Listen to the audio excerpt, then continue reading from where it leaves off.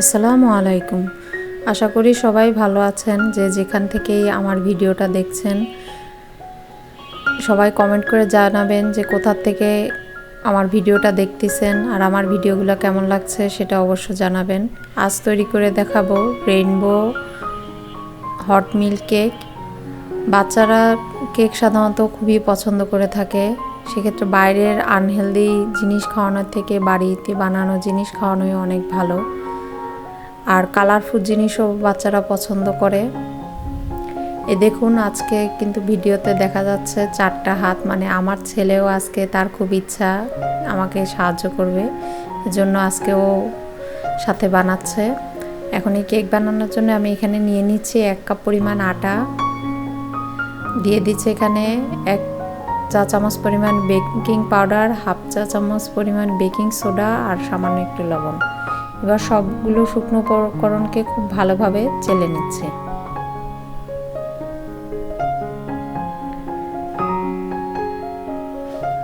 এই শুকনো উপকরণগুলোকে আমি অফ ক্যামেরায় 3 থেকে 4 বার খুব ভালোভাবে চেলে নিয়েছি। সেতে দেখা যায় যে ময়দাটা আটাটা খুব ভালোভাবে সব কিছুর সাথে মিশে যায়। আর এখানে নিয়েছি আমি নর্মাল টেম্পারেচারের 2টা ডিম। ডিমটা যদি ফ্রিজে থাকে অবশ্যই 2 থেকে 3 ঘন্টা আগে বের করে রাখতে হবে। এই তো ডিমটা এখন বিটার দিয়ে কিছুক্ষণ বিট করার পরে যখন একটু ফেনা ফেনা হয়ে আসবে তখন এখানে দিয়ে দিচ্ছি চিনি।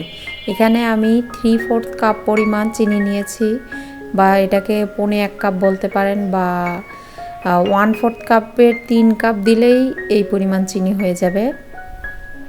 এবার চিনিটা আর ডিমটাকে খুব ভালোভাবে বিট করে নেব একদম চিনিটা গলে আসা পর্যন্ত। আমি কিন্তু এখানে ভ্যানিলা এসেন্স ইউজ করেছি 1 চা চামচ পরিমাণ।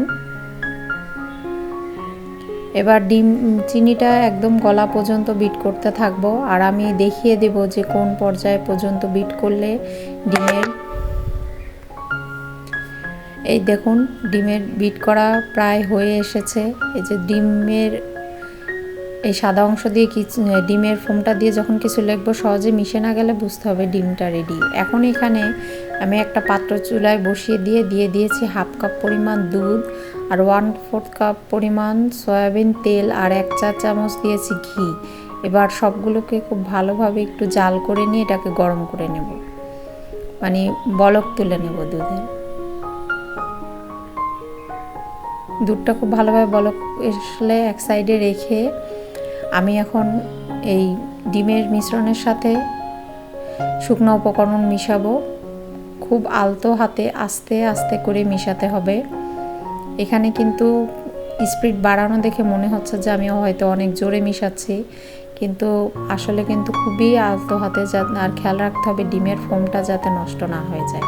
আমি কিন্তু আমার প্রতিটা ভিডিওতে এই কথাটা বারবার বুঝিয়ে বলি যে ডিমের ফোম শুকনো উপকরণ মিশানোর সময় খেয়াল রাখতে হবে ডিমের ফোমটা যাতে না নষ্ট হয়, তাহলে কিন্তু কেক আর ফুলবে না। এই দেখুন, আর যেই তেল আর দুধটা গরম করে রেখেছিলাম সেটা কিছুটা ঠান্ডা হয়ে আসলে, মানে উতলানি আনানো ছিল, অত গরম দেওয়া যাবে না, কিছুটা টেম্পারেচার কমে আসলে তখন এই যে অল্প অল্প করে মিশ্রণের সাথে দিব আর শুকনো উপকরণ মিশিয়ে নিতে থাকবো।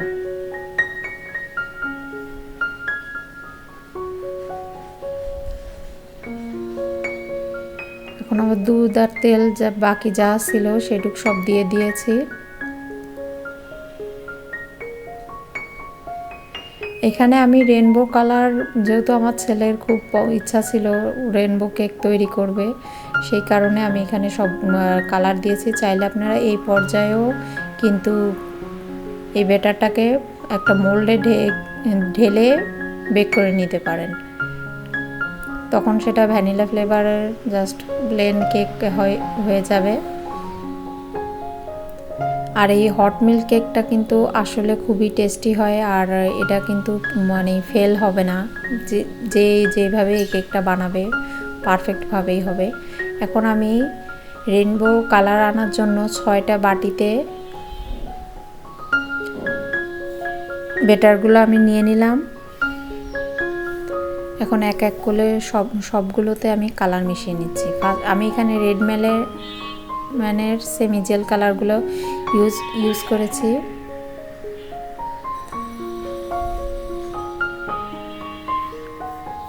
দেখুন লাল, হলুদ, কমলা, সবুজ, নীল আর বেগুনি, আর একটা কালার রেখেছি সাদা। মোট 7টা কালারের আমি ব্যাটার রেডি করে নিয়েছি।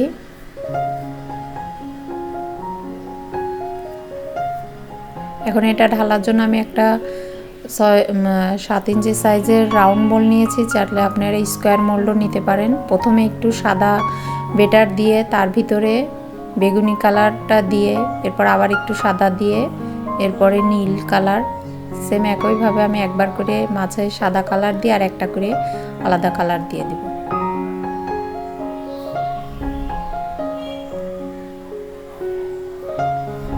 দেখতেই পাচ্ছেন আমি কিভাবে এগুলোকে সিরিয়ালে সাজাচ্ছি। আমার ভিডিওগুলো যদি ভালো লেগে থাকে অবশ্যই আমার ভিডিওতে লাইক দিবেন আর কমেন্ট করে জানাবেন আমার ভিডিওগুলো কেমন লাগছে। কোথাও কোনো কিছু বুঝতে সমস্যা হলে অবশ্যই কমেন্ট করে জিজ্ঞেস করতে পারেন। আর আমার পেজে নতুন হয়ে থাকলে অবশ্যই আমার পেজটাকে সাবস্ক্রাইব করবেন। এরপরে দেখুন একটা শাসলিকের কাঠি দিয়ে আমি এরকম চারদিক থেকে, বাইরের দিক থেকে মাঝখানে টেনে নিয়ে আসছি।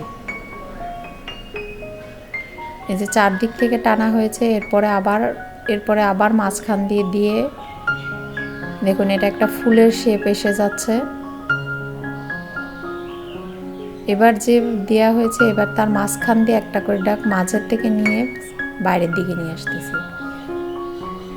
খুবই সুন্দর একটা ফুলের ডিজাইন হয়ে যাচ্ছে, দেখেই বুঝতে পাচ্ছেন। এটা দেখতেও যেমন অনেকটা সুন্দর হয়, খেতেও কিন্তু মজা।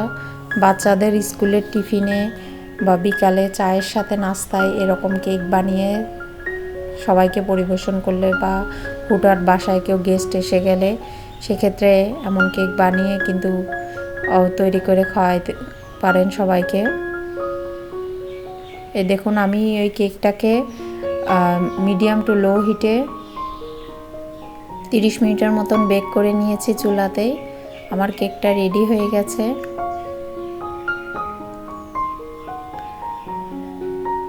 দেখতেই পাচ্ছেন ফুলটা উপর থেকে কতটা সুন্দর দেখা যাচ্ছে। আমি একটু কেটে দেখিয়ে দিচ্ছি যে এটা ভিতরটা কতটা সুন্দরভাবে হয়েছে।